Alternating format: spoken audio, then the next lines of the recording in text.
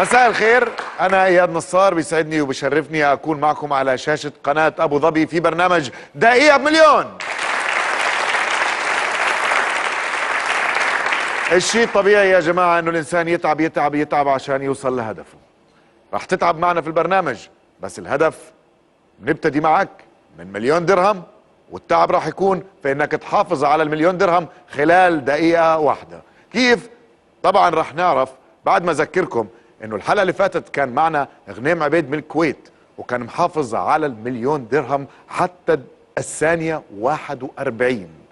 احنا بنتمنى يكمل معنا ويضل محافظ على المليون. نرحب مرة تانية بالمليونير غنيم عبيد من الكويت.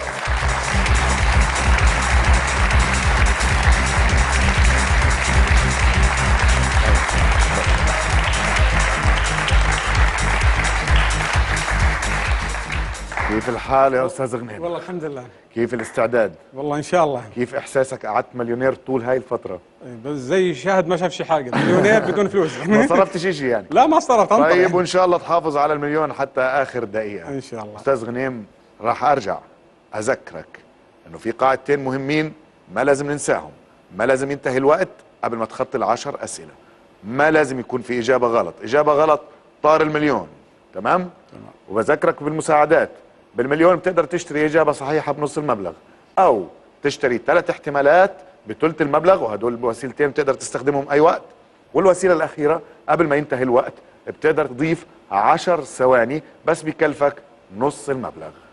استاذ غنيم، انت هلا لسه معك المليون درهم وال41 ثانية.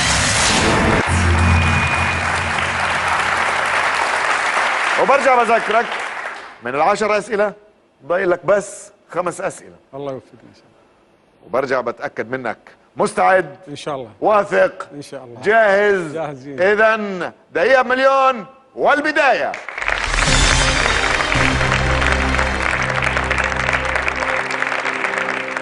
ماذا تعني كلمة باكستان؟ الارض الطيبه. الارض طاهره او شيء. ارض الطاهرين. ارض الطاهرين. تمام.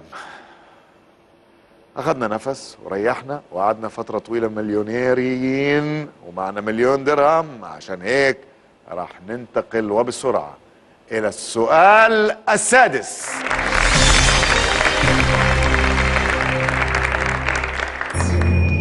ما هي اللغة الوطنية في باكستان؟ الاردو. الوقت. الاردو. الإجابة الأردو. متأكد؟ هي لغتكم الوطنيه. يعني بتثبت الإجابة؟ ان شاء الله. أستاذ غنيم يثبت الإجابة، وإجابته كانت الأردو. الإجابة صحيحة. الإجابة صحيحة. ليش كنت خايف؟ الوقت راح علي وضغطت انا حاسس يعني. بهدوء بهدوء، بس أداء جيد. لا زلت محافظ على المليون درهم إماراتي لغاية الآن، ومعك 36 ثانية. طب ركز في هذا الشعار وقول لي شعار شو؟ الاولمبياد. الأولمبياد. مظبوط. طيب، أي مدينة استضافت أول ألعاب أولمبية صيفية في العصر الحديث؟ اثينا. أثينا. أثينا. أنا شايف معلوماتك الرياضية جيدة لهلا. ان شاء الله. إلى السؤال السابع.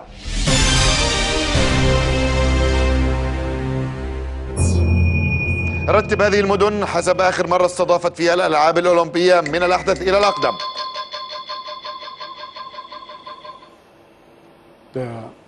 اشتري السؤال.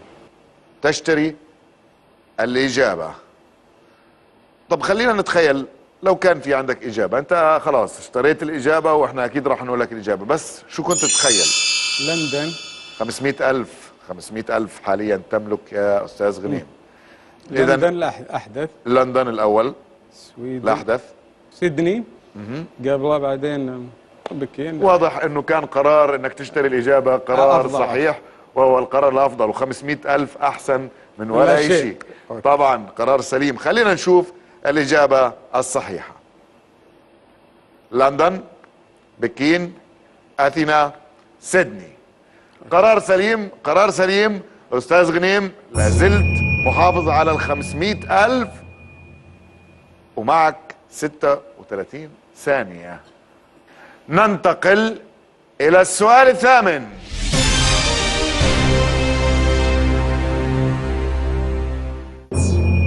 في بريطانيا من يحتفل بعيد ميلاده مرتين، مرة في إبريل ومرة في يونيو؟ الإجابة؟ ما اشتري.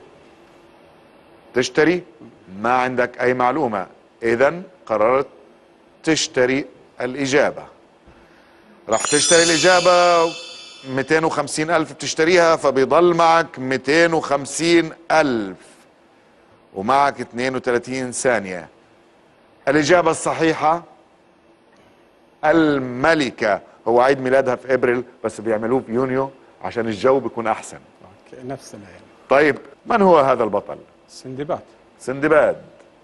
في قصص شهيرة من التراث ظهرت شخصية سندباد. ألف ليلة وليلة. ألف ليلة وليلة. طيب من هون ننتقل إلى السؤال ما قبل الأخير، وهو السؤال التاسع.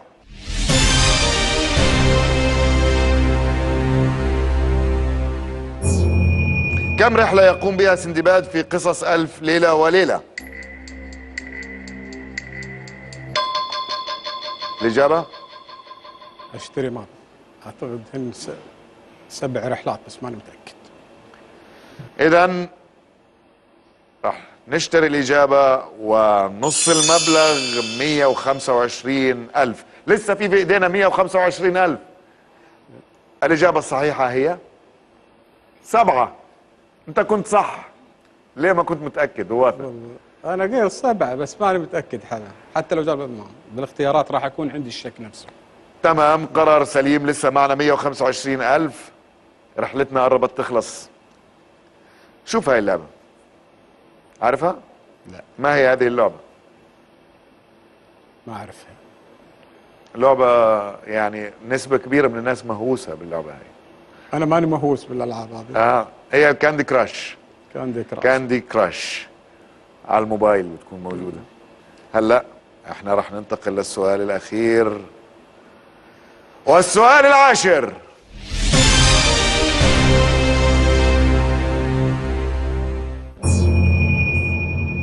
ما هو صاحب أغنية جنتلمان التي تظهر فيها لعبة كاندي كراش؟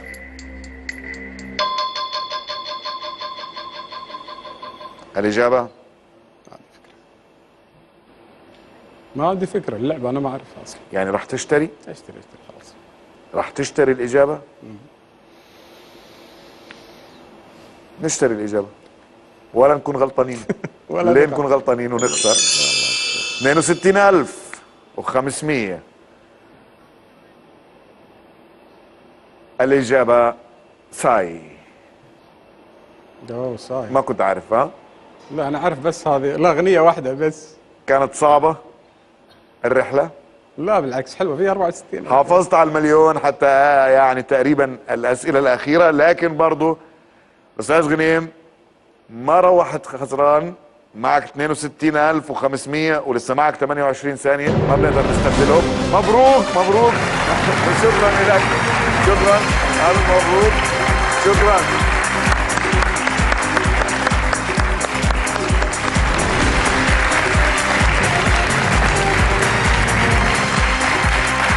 من بعد غنيم برضو رح نستقبل مليونير جديد بس بعد الفاصل.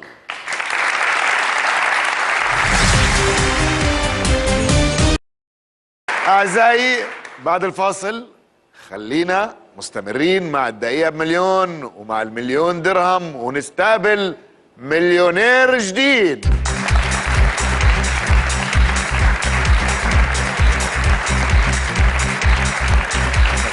أهلا وسهلا. تفضل.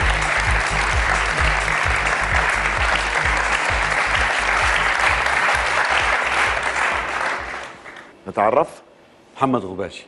اهلا وسهلا استاذ محمد. امبراطورية ميم، مخرج، ممثل، معد، مقدم، مذيع، مليونير. ان شاء الله.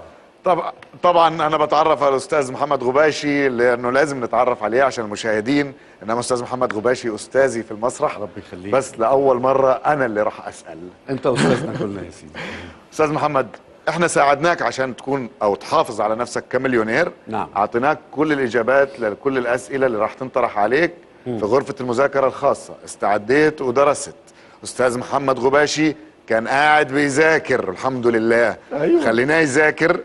اخيرا في غرفه المذاكره الخاصه كل الاجابات اللي ممكن يحتاجها عشان اسئله اليوم كانت بين ايديه. خلينا نشوف استاذ محمد غباشي وشو صار معه.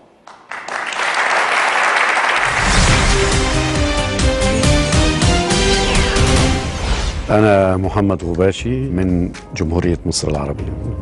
اللافت للنظر الحقيقة هو تعدد المواضيع وتنوعها. يعني كيف يمكن للعقل البشري أن يستوعب في ساعات قليلة وأن يتنقل ما بين عالم الحيوان والنبات إلى عالم البشر، إلى عالم الفضاء الخارجي، وإلى آخره إلى آخره. وشكرا لإدارة البرنامج اللي رجعتنا لهذه العادة الحميدة، وهي القراءة والمتابعة واللحاق بالكلمة من خلال الورق وليس من خلال شاشة الكمبيوتر.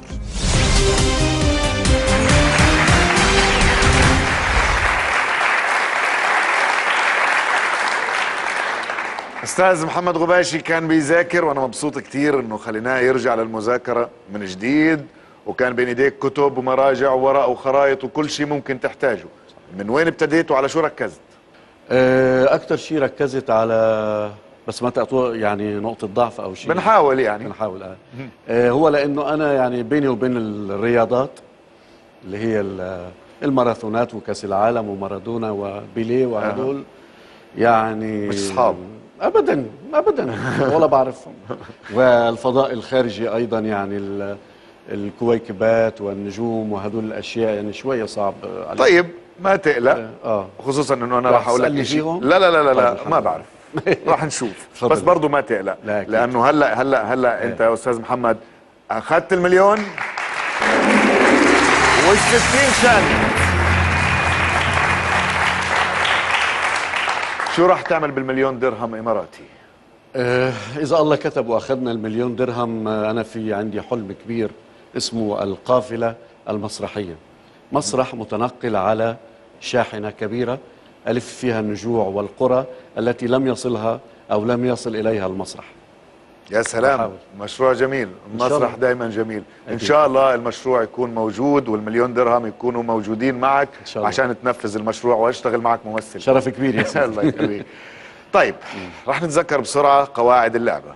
اولا ما لازم ينتهي الوقت قبل ما تخطي ال10 اسئله. ما لازم يكون في اي اجابه غلط. اجابه غلط واحده طار المليون. وفي وسائل مساعده برضو، انك انت ممكن تشتري الاجابه الصحيحه بنص المبلغ اللي معك، او ممكن تشتري الاحتمالات وواحده منهم اجابه صحيحه بثلث المبلغ، وهدول الوسيلتين بتقدر تستخدمهم باي وقت اثناء المسابقه. والوسيله الاخيره هي انك تشتري 10 ثواني اضافيه بس قبل ما ينتهي الوقت الاساسي، وهي بتكلفك نص المبلغ. للاسف كل شيء بثمنه، وللاسف الوسيله الاخيره بتقدر تستخدمها مره واحده. يدينا الصحه ان شاء الله. انت جاهز؟ ان شاء الله. مستعد؟ بحول الله. واثق ان شاء الله. اذا دقيقة بمليون والبداية.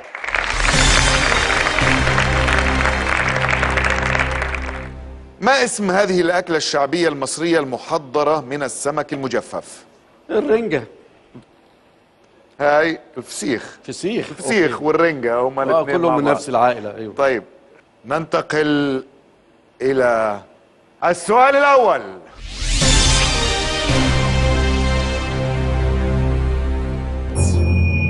في أي عيد يعود إلى أيام الفراعنة يأكل المصريون الفسيخ؟ الإجابة؟ شم النسيم. بتثبت الإجابة؟ ثبت. خلينا نشوف إذا كانت الإجابة صحيحة أم خطأ. الإجابة صحيحة. بداية جيدة وموفقة. تاكل فسيخ ورنجة في شم النسيم؟ يعني هحترمه من اول. راح تحتاجه اليوم. أكيد. من هو هذا الرئيس الامريكي الراحل؟ هذا الرئيس رقم رونالد ريغان. هلا راح نكون جاهزين للسؤال الثاني.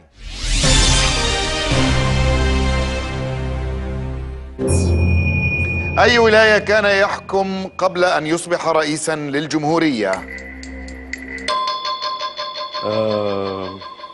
أنا علاقتي مش كتير حلوة بالأمريكان، إذن الإجابة بس إذا الإجابة نشتري الإجابة. تشتري.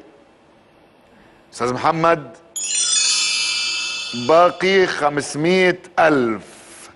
What we have to do. الجواب هو الصحيح هو كاليفورنيا. ما خطرت في دماغك كاليفورنيا؟ لا لا لا. ولا هيك مرقت؟ فكرت أبداً؟ شيء ثاني. لا لا لا. طيب أي. أكيد. احنا مش خسرانين، احنا معنا 500,000 وفي لسه معنا 57 ثانية ورحنا لموضوع كتير بتحبه، الرياضة. الحمد لله. من هو هذا اللاعب؟ هذا شكله زيدان. شكله زيدان. هو زيدان. هو زيدان. هو زيدان نفسه. هو هذا نفسه. زيدان. نعم. الله يسامحك يا بدي اياك تتذكر كل معلوماتك الرياضية. من هو اللاعب الإيطالي اللي نطحه؟ اسمه ماتيراتزي. طيب لا لا لا لا، هيك بدنا نتذكر كل معلوماتنا الرياضية. أولها رياضة وأولها ريجن، كيف بدنا نتذكر؟ لا لا لا، لسه أوكي. لسه معنا 500,000 ولسه معنا 57 ثانية. نعم. فراح ننتقل بسرعة إلى السؤال الثالث.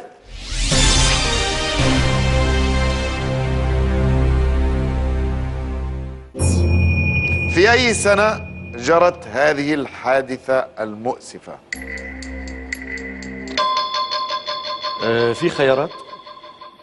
في شيء أنت متشكك يعني ولا مش عارف؟ هو حدثت قريبا شي 5-6 سنوات يمكن أو أقل، في هاي الفترة تقريبا. إذن خيارات ويروح ثلث المبلغ 333,055 ثانية. والخيارات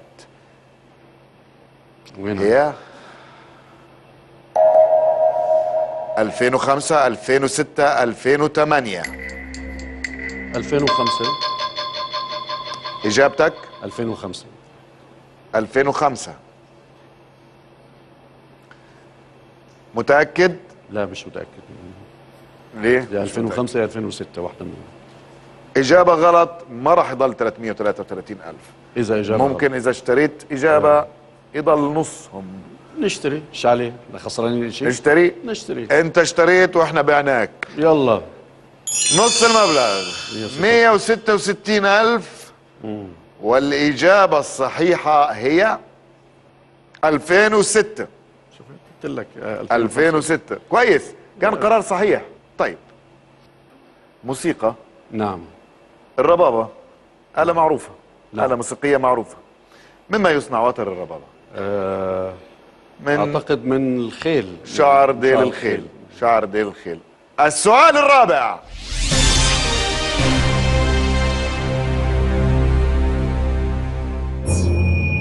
رتب هذه الآلات الموسيقية حسب عدد أوتارها من الأقل إلى الأكثر.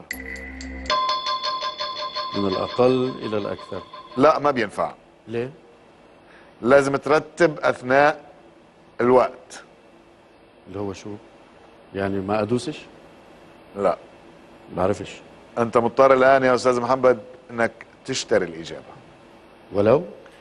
نعم، لأنه الترتيب أثناء الوقت. تشتري الإجابة. أنت مضطر الآن لغلطة ميكانيكية آلية نشتري الإجابة. أوكي. الإجابة أثناء الوقت، والترتيب جزء من الإجابة. نعم. نص المبلغ 83,000 ومعك 53 ثانية. نعم. كيف كنت مفكر ترتبهم؟ كنت مفكر الربابة، بعدين العود، بعدين الكمان، وبعدين القانون. طيب خلينا نشوف الإجابة الصحيحة. الإجابة الصحيحة الربابة، الكمان، العود، القانون. يعني احنا بنفس النتيجة. طيب تمام، على الأقل أنت وفرت ثواني. من هو هذا القائد الفرنسي الشهير؟ نابليون بونابرت. نابليون بونابرت. راح ننتقل إلى السؤال الخامس.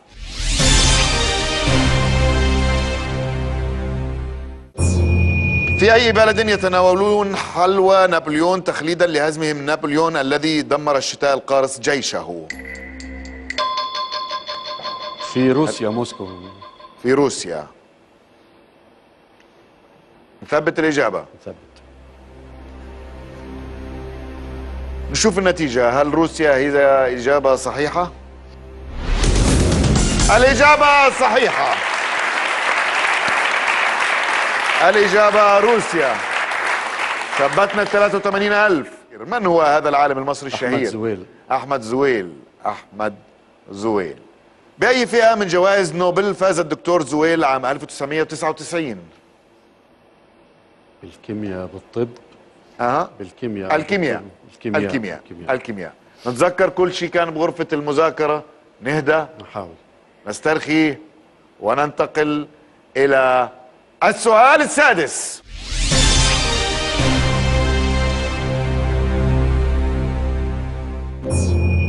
كم مصريا فاز بإحدى جوائز نوبل حتى الآن؟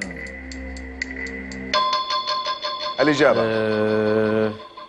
واحد ثلاثة. خيارات معلش. الاحتمالات. الاحتمالات الخيارات. ثلث المبلغ. لأنه نجيب محفوظ. 55,000 درهم. 50 ونشوف الاحتمالات عشان نتأكد كم مصريا. 1 3 5. إجابتك؟ 3. أجاوب ولا إجابة؟ 3. أدعس. وقت؟ 3. إجابتك؟ 3. نجيب محفوظ، السادات، زويل. هل تثبت الإجابة؟ نثبت. نثبت الإجابة. راح نشوف إذا كانت إجابة أستاذ محمد هي إجابة صحيحة بيحافظ على 55,000، وإذا غلط لا حول ولا للأسف. إجابة صحيحة. إجابة صحيحة. 3. 55,000 تقريبا و46 ثانية للآن. أداء جيد، هادئ، واثق، قرار سليم في اللحظة السليمة. لكن راح نسيبك تريح شوي لأنه هلأ راح نروح فاصل ونرجع لكم.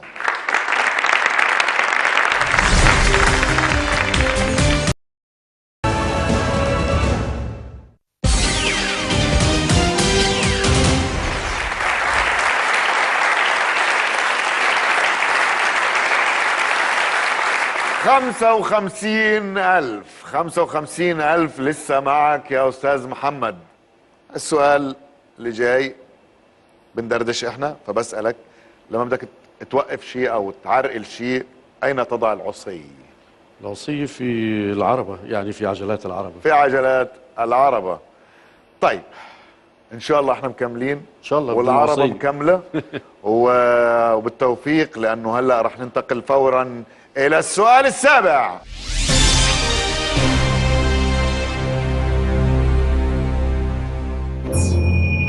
ما هو مثنى كلمة عصا؟ عصوان. نثبت الإجابة إن شاء الله. أستاذ محمد ثبت الإجابة. الإجابة عند أستاذ محمد قال عصوان. هل هذه إجابة صحيحة؟ هل هي مثنى عصا؟ عصوان. إجابة صحيحة. إجابة صحيحة. كنت واثق لما قلت عصوان، كان واضح الثقة. والسؤال الثامن.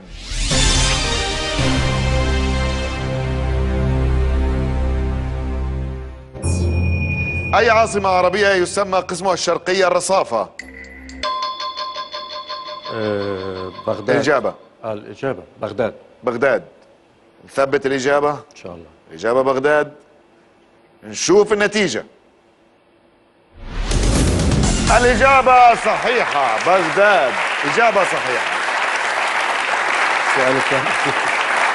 أستاذ محمد 55,043 ثانية وضايل لك سؤالين. أنا متخيل إنه إحنا جينا في منطقة سهلة بعد أسئلة الرياضة. خط العرض 38 يفصل كوريا الجنوبية عن أي دولة أخرى؟ عن كوريا الشمالية.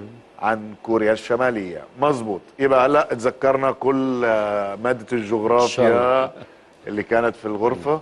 نعم. نستعد الآن إلى السؤال ما قبل الأخير، السؤال التاسع.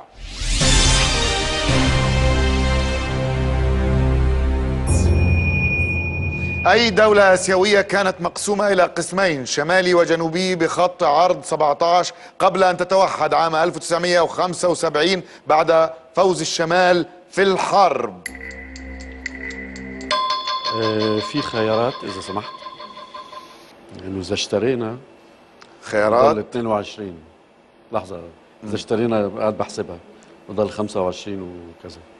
نشتري وضايل احنا بالتاسع. التاسع نشتري ايه، عصفور بالإيد ولا أها ولا 22 على الشجرة ولا 22 على الشجرة. نعم. وبيصير رصيدك 27778 ومعك 41 ثانية. اشتريت الإجابة؟ بس الإجابة الصحيحة هي فيتنام. كنت عارف؟ شكيت والله. هاي والله الحركة شكيت حركة واحد بس. كان متذكر. لا شكيت الحقيقة، بس ما تجرأتش انه فيتنام. صحيح. نعم. ما هي سفينة الصحراء؟ الجمل. الجمل. مش هذا السؤال. بس احنا صبرنا. نعم. صبر نعم. الجمل نعم. لآخر لحظة، عشان هيك نعم. رح ننتقل إلى السؤال العاشر والأخير.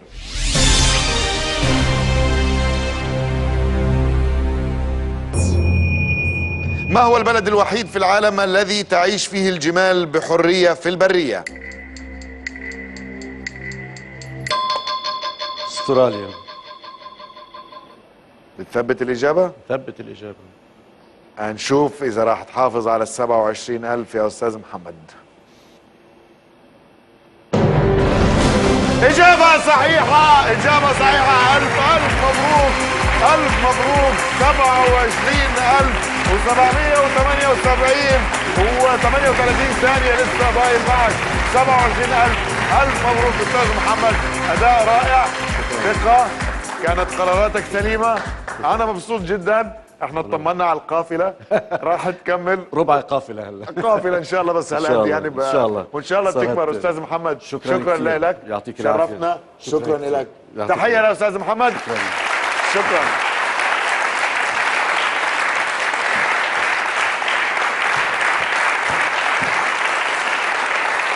استاذ محمد روح ومعه 27,000. هاي هي لعبتنا. مستحيل تخسر طالما بتفكر صح وبتاخذ القرار الصح في اللحظة الصح. نتمنى الحظ يكون حليف مليونيرنا الجديد اللي راح نستقبله بس بعد الفاصل.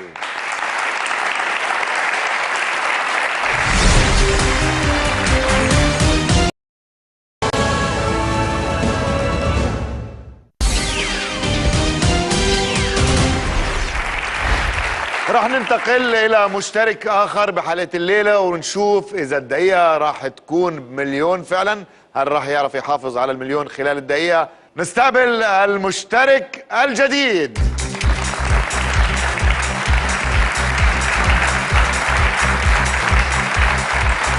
أهلا وسهلا. تفضل.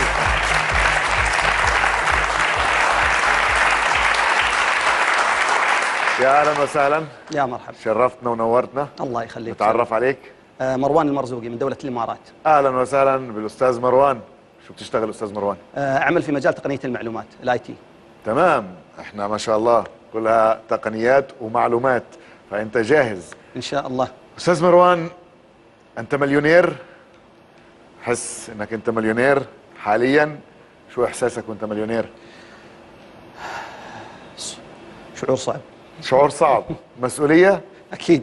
لا الموضوع بسيط جدا، خصوصا انه احنا ساعدناك واعطيناك اجابات الاسئله اللي راح تنطرح عليك.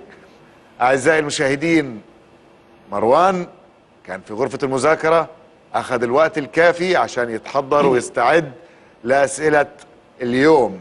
نشوف شو صار مع مروان.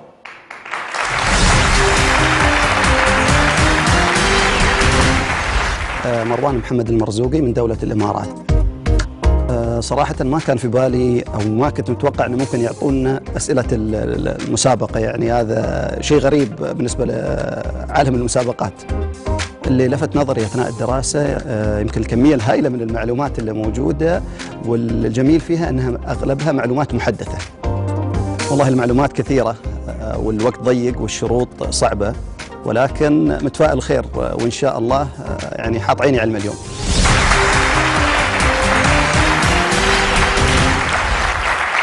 مثل ما شفنا مروان استعد في غرفة المذاكرة. استعديت كويس مروان؟ الحمد لله كان استعداد جيد. على شو ركزت؟ والله تركيزي كان أكثر على يمكن الفنون والعلوم اللي هي يعني كانت محتاجة مراجعة مني. قادر تتذكر كل شيء؟ لا طبعا، ما شاء الله كمية هائلة من المعلومات يعني. بس انت قدها انا متأكد. الله يعين. ان شاء الله، لانه انت هلا اخذت المليون ان شاء الله محافظين عليها. وال60 ثانية.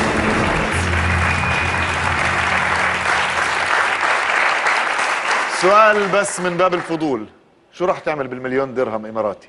والله انا يعني طبعا بيكون ان نحطها ان شاء الله في منزل العمر. ان شاء الله ربنا يوفقك. طبعا مروان عندنا قاعدتين راح نمر عليهم سريعا، ما لازم ينتهي الوقت قبل ما تخطي ال10 اسئله، ما لازم يكون في اجابه غلط، لانه اجابه غلط طار المليون، وبنفس الوقت في عندنا مساعدات انك انت ممكن تشتري اجابه صحيحه بنص المبلغ اللي معك، او تشتري 3 احتمالات بثلث المبلغ اللي معك، وهدول الوسيلتين بتقدر تستخدمهم اي وقت. وفي كمان وسيله اخيره انك ممكن تشتري 10 ثواني اضافيه بنص المبلغ، بس هاي الوسيله بتقدر تستخدمها مره واحده بس. تمام؟ تمام. واضح؟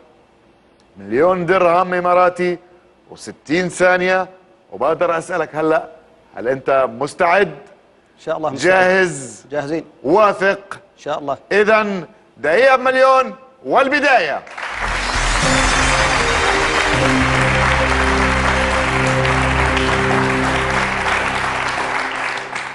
رغم انه نسيت نقطة ضعفك، انما لكن رح نبتدي. ما هو عدد الحواس في احدى اشهر اغنيات ميحد حمد؟ اداة دردشة. اهدى. هي 5 الحواس. 5 الحواس. 5 الحواس مظبوط. من هو المطرب السعودي الذي شاركه اغنية وصيت قلبي؟ لسه بندردش بعد. اهدى لسه. راشد الماجد. راشد الماجد. راشد الماجد. هلا انتبه للوقت، الوقت فلوس عنا، معك مليون درهم اماراتي و60 ثانية، ونتحرك الى السؤال الاول.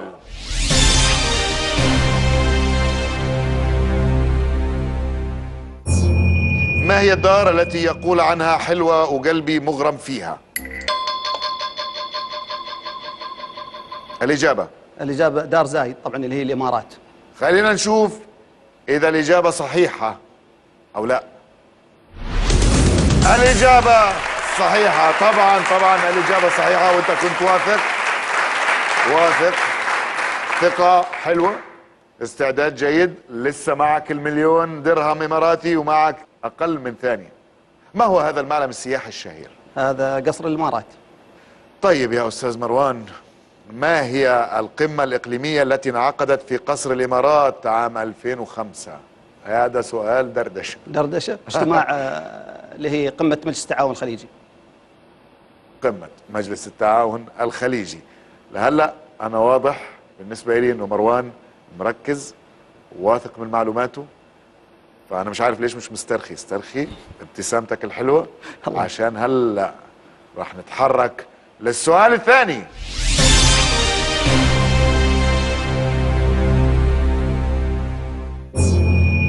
ما هو عدد الدول الأعضاء في مجلس التعاون الخليجي؟ الإجابة 6 دول. 6 دول. اي نعم. بتثبت الإجابة؟ توكل على الله ان شاء الله. راح نشوف هل الإجابة صحيحة؟ الإجابة صحيحة. إجابة صحيحة. مبروك المليون، أنت لسه مليونير ما تقلق. ماذا تسمى المجموعة المتقاربة والمتجاورة من الجزر؟ الأرخبيل. أرخبيل. طيب مروان، السؤال الثالث.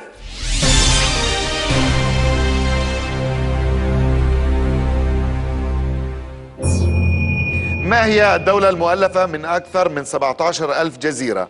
أبرزها جاوا وسومطرة.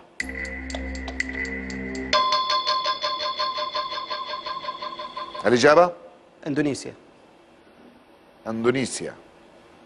بتثبت الإجابة؟ توكل على الله. لا إله إلا الله. أستاذ مروان ثبت الإجابة، يا ترى إجابته صحيحة؟ الإجابة صحيحة.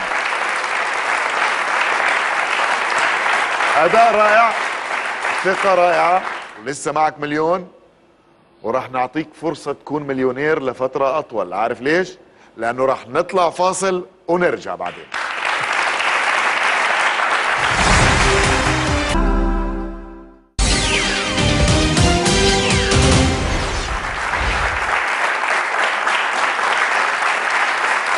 عدنا بعد الفاصل، ولسه مروان المليونير مليونير. بعد الفاصل لسه مليونير، مليون درهم إماراتي و57 ثانية. واضح أنه معلوماتك الرياضية جيدة، عشان هيك رح ننتقل إلى السؤال الرابع.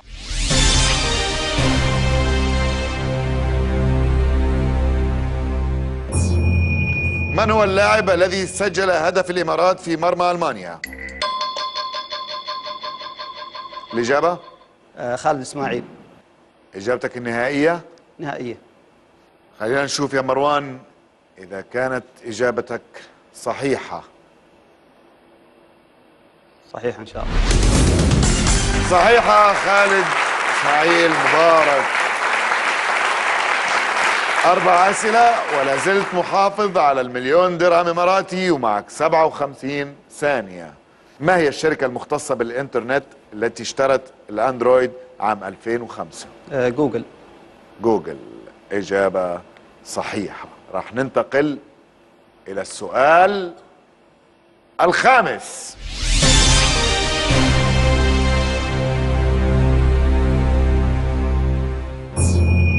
رتب هذه الألوان حسب ورودها في كلمة جوجل.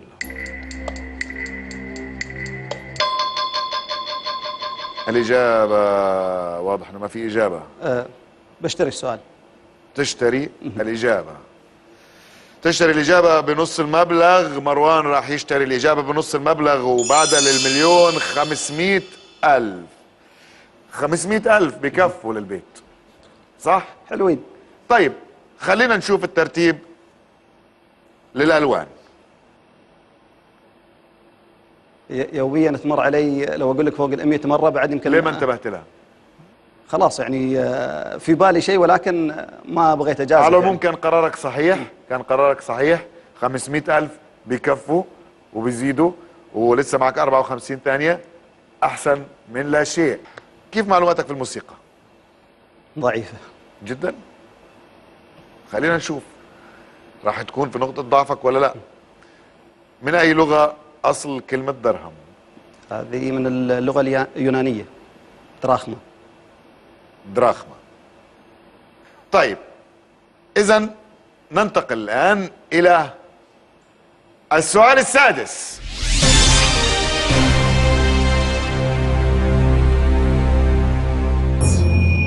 ما هو البلد العربي الثاني الذي عملته الدرهم؟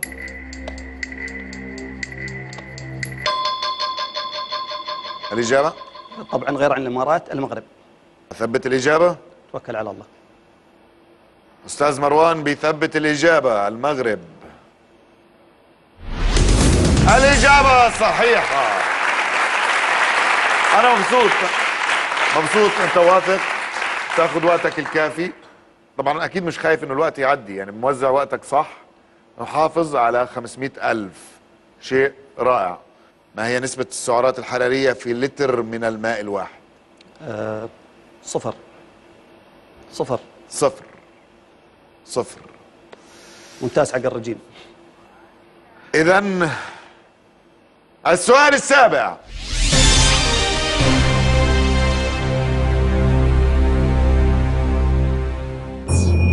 ما هو الغاز المضاف إلى الماء لتصبح غازية؟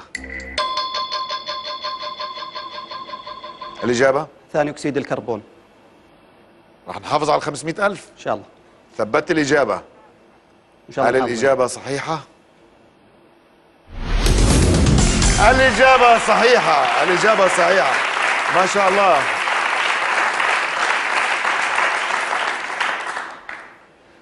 يا أستاذ مروان، نفس عميق.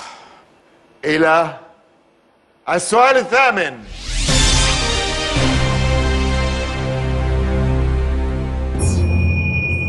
أي دولة عربية هي الأقصى جنوبا؟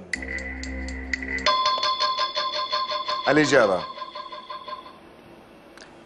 الإجابة بشتري الجواب. تشتري الجواب. نص المبلغ تشتري الجواب. نعم. 250,000 والجواب هو الصومال أعتقد. جزر القمر. زين. تمام. تمام. من هو الشاعر الشهير ابن عم سيف الدولة الحمداني حاكم حلب؟ أبو فراس الحمداني. أبو فراس الحمداني. أستاذ مروان، مطلع قصيدة شهيرة له هو أراك عصي ماذا؟ الدمعي. أراك عصي الدمع. وننتقل الآن إلى السؤال ما قبل الأخير والسؤال التاسع.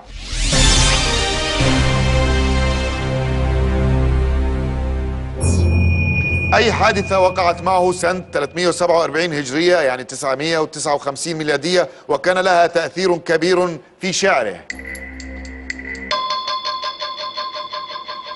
الإجابة أسرة. راح تثبت الإجابة؟ ثبت الإجابة. الإجابة صحيحة.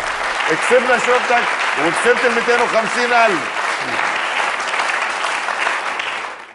وننتقل إلى السؤال الأخير، السؤال العاشر.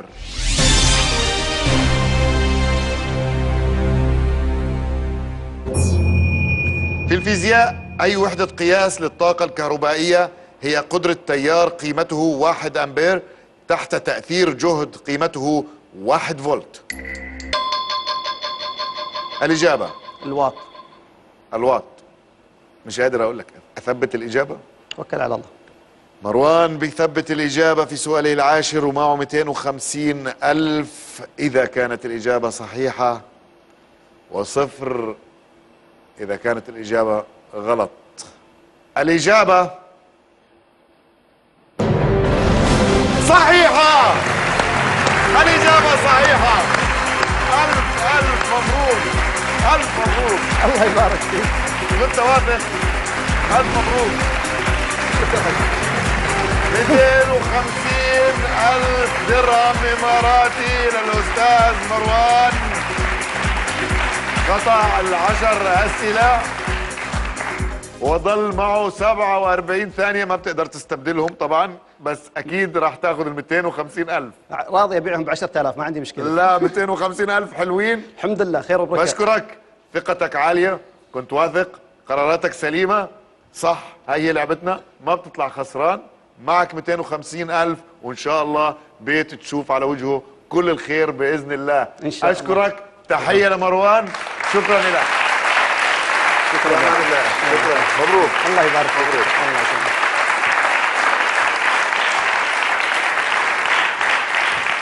أعزائي، وقت الحلقة انتهى. دقائق جديدة وملايين جديدة ومشتركين جدد بالحلقة المقبلة إن شاء الله. مين راح يقدر يحافظ على ال1,000,000 درهم؟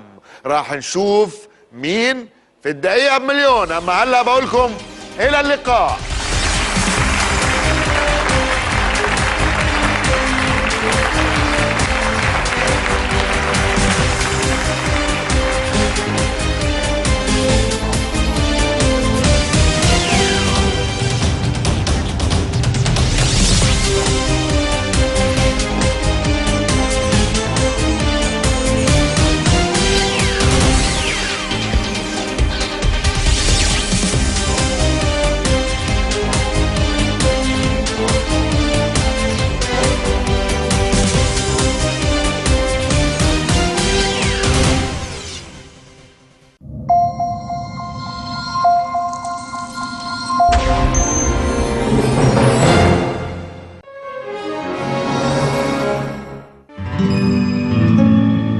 أسئلة، باقي لك بس 5 أسئلة. الله يوفقنا ان شاء الله.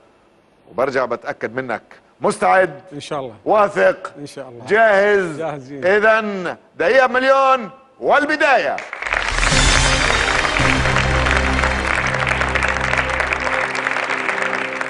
ماذا تعني كلمة باكستان؟ الارض الطيبه أعتقد. الأرض طاهره او شيء. أرض الطاهرين. أرض الطاهرين. تمام. أخذنا نفس وريحنا وقعدنا فترة طويلة مليونيريين ومعنا 1,000,000 درهم. عشان هيك راح ننتقل وبسرعة إلى السؤال السادس.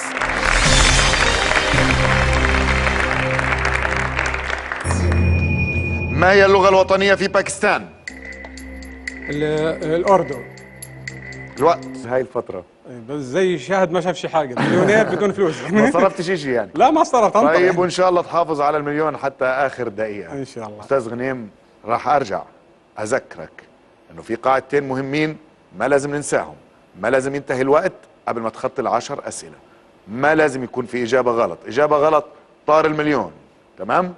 وبذكرك بالمساعدات، بالمليون بتقدر تشتري إجابة صحيحة بنص المبلغ، أو تشتري 3 احتمالات بثلث المبلغ، وهدول الوسيلتين بتقدر تستخدمهم أي وقت. والوسيلة الأخيرة قبل ما ينتهي الوقت بتقدر تضيف 10 ثواني بس بكلفك نص المبلغ. أستاذ غنيم، أنت هلأ لسه معك ال1,000,000 درهم وال41 ثانية.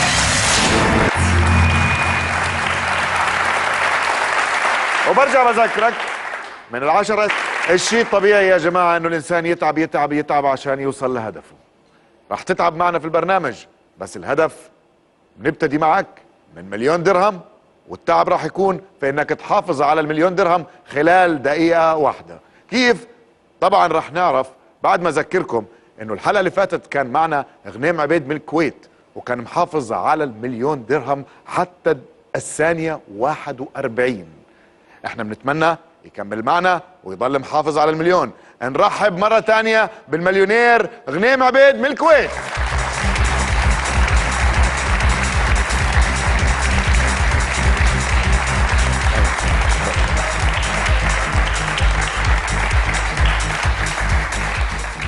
كيف الحال يا استاذ غنيم؟ والله الحمد لله. كيف الاستعداد؟ والله ان شاء الله. كيف احساسك قعدت مليونير طول؟ الأردو. الإجابة الأردو. متأكد؟ هي لغتكم الوطنية. يعني بتثبت الإجابة؟ إن شاء الله. أستاذ غنيم يثبت الإجابة، وإجابته كانت الأردو. الإجابة صحيحة. الإجابة صحيحة. ليش كنت خايف؟ الوقت راح علي وضغطت انا حاسس يعني. بهدوء بهدوء، بس أداء جيد. لا زلت محافظ على ال1,000,000 درهم إماراتي لغاية الآن، ومعك 36 ثانية. طب ركز في هذا الشعار وقول لي شعار شو؟ الأولمبياد. الأولمبياد. مظبوط. طيب، أي مدينة استضافت أول ألعاب أولمبية صيفية في العصر الحديث؟ أثينا. أثينا. أثينا. أنا شايف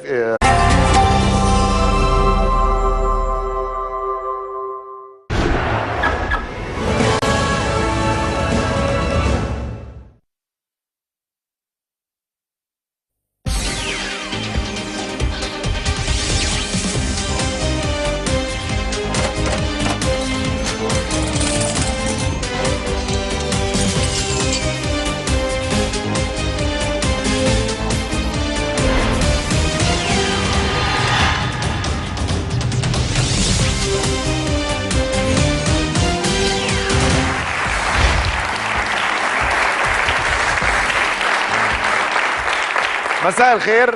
أنا إياد نصار، بيسعدني وبشرفني أكون معكم على شاشة قناة أبو ظبي في برنامج دقيقة بمليون.